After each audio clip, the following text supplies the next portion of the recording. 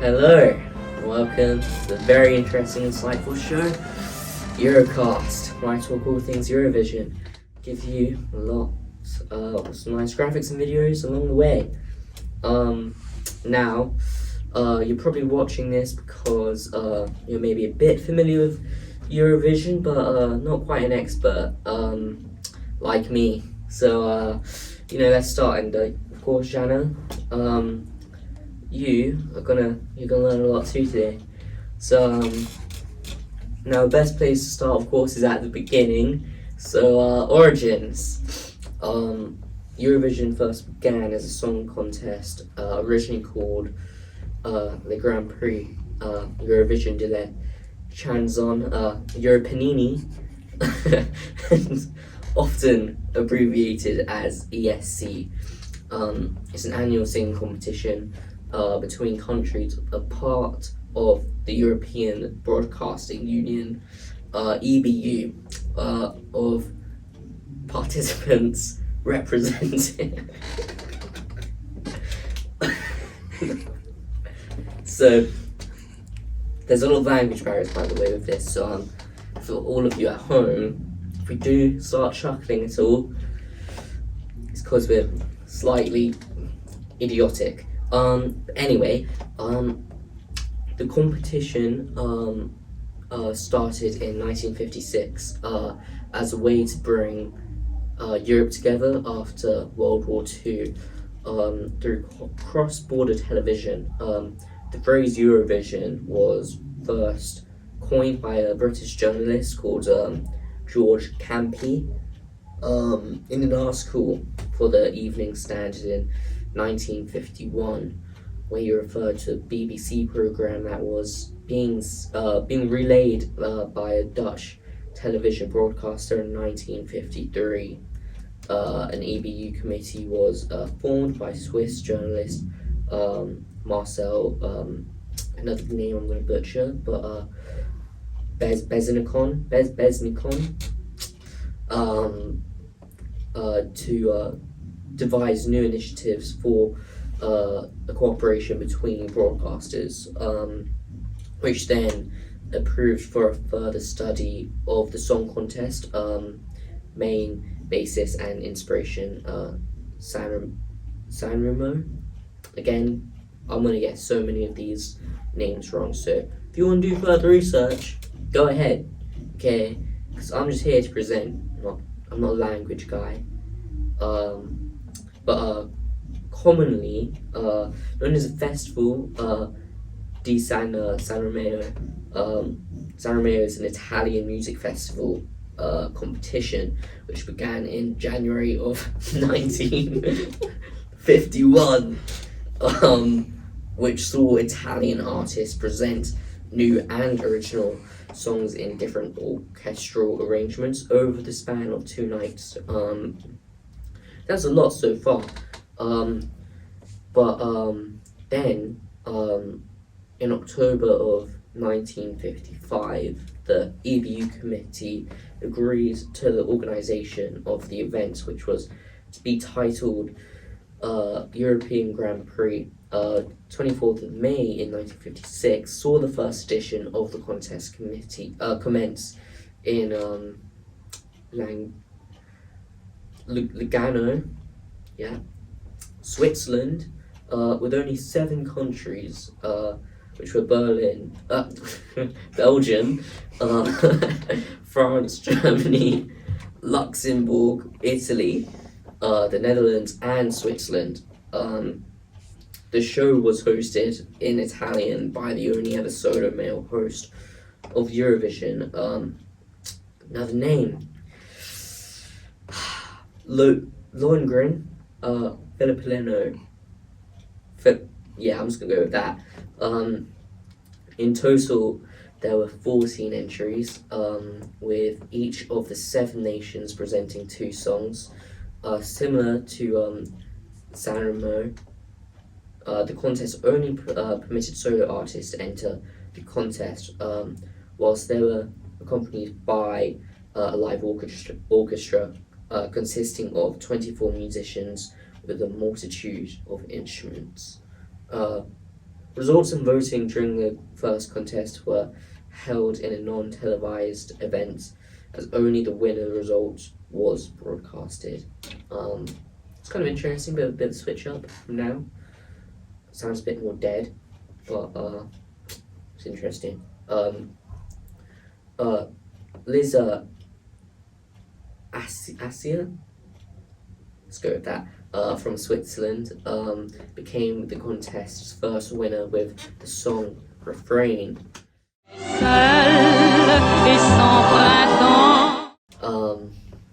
So that's the origins, which I don't know, it's interesting, but I don't know. I don't think it is obviously nowhere near the standard of Eurovision now. You know, in my opinion, it just seems a bit dead back then. But the next part of this is political events, so gonna get a little bit controversial, possibly. But the Eurovision Song Contest on their website states that the ESC is a non-political event, and participating broadcasters and delegates are outlawed from promoting or refereeing to anything of a governmental nature during the contest. However, dun dun dun, several conflicts and tensions surrounding competing former Soviet and Yugoslav nations have impacted the contest through the reflection in promoting and performances and voting. So then, first of all, with the whole political issues that began was between Armenia and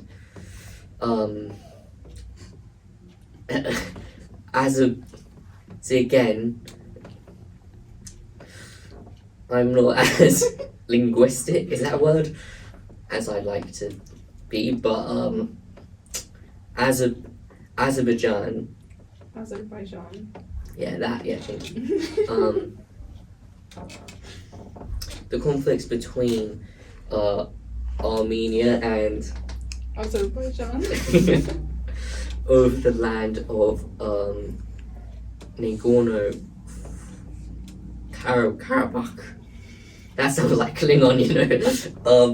Which by the United Nations is recognized state to be a part of Azerbaijan.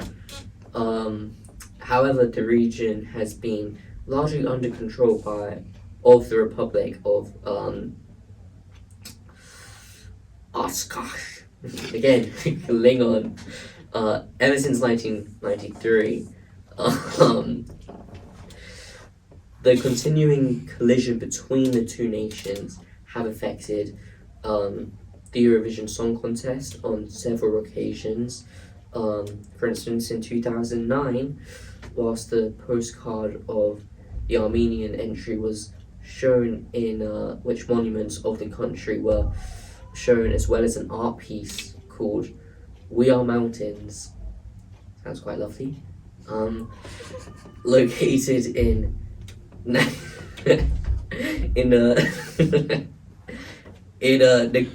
Nagorno image. In the finals, due to Azerbaijani delegations raising several complaints with the image due to Azerbaijani delegations raising several complaints with the EBU. In protest, the spokesperson held an image of the mountains whilst presenting the Armenian jury votes, which a bit of rebel, I like it. In addition to this, leading up to the 54th edition, Azerbaijani broadcaster another name. This should be a series in itself. getting the names wrong. It could be like a cool little spin-off. But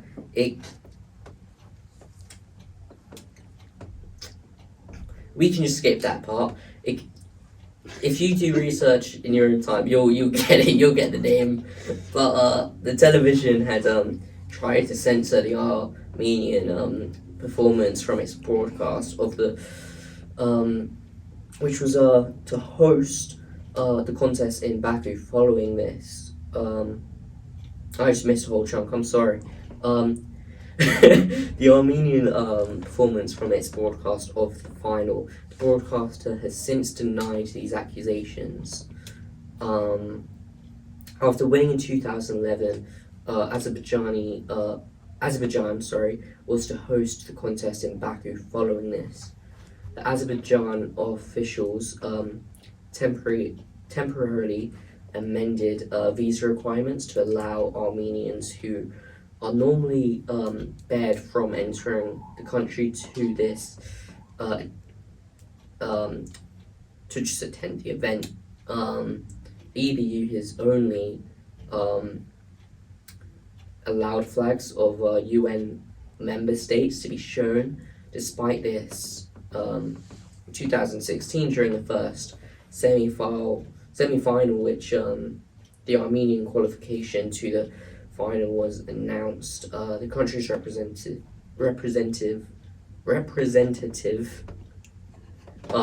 Iveta Mukachayan, just go with that, was seen waving a flag of Karabakh. Again, that sounds like Finland. It's kind of cool. So the more controversial part, just because of what's going on in the world at the moment, is Russia and Ukraine. But you know what? First of all, what do you think so far of the Armenia and Azerbaijan sort of political? I never knew about it, so it's new to me. Yeah. You know, I didn't know until I did research on it. Had no clue. But you know, it's interesting. It's cool. I think just learning about, because it's such a big thing now.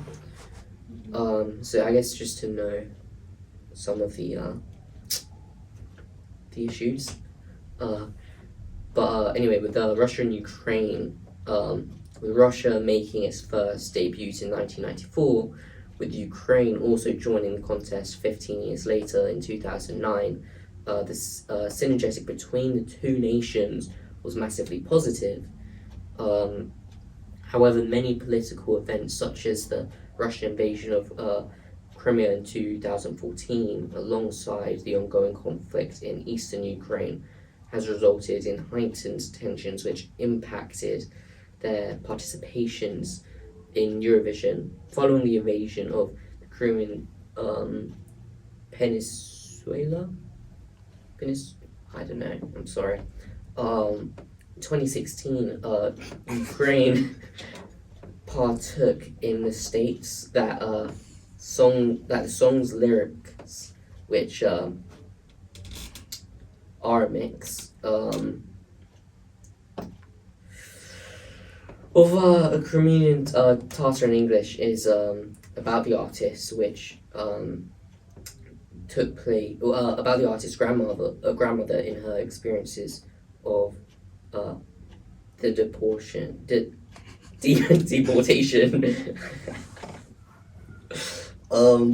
Serious topic. I'm sorry. Of Crimean Tatars by the Soviet Union, which took place in the 1940s. Ukraine ended up winning the contest with this entry, which followed a surplus of complaints, mainly by the Russia delegation and Russian officials, of the song, which multiple MPs, and the spokesperson of the Ministry of Foreign Affairs, who said that the song was a political statement and allusion of the 2014 situation of Crimea, forbidden by the rules of the contest. The 2017 Eurovision Song Contest took place in the Ukrainian capital of Kiev.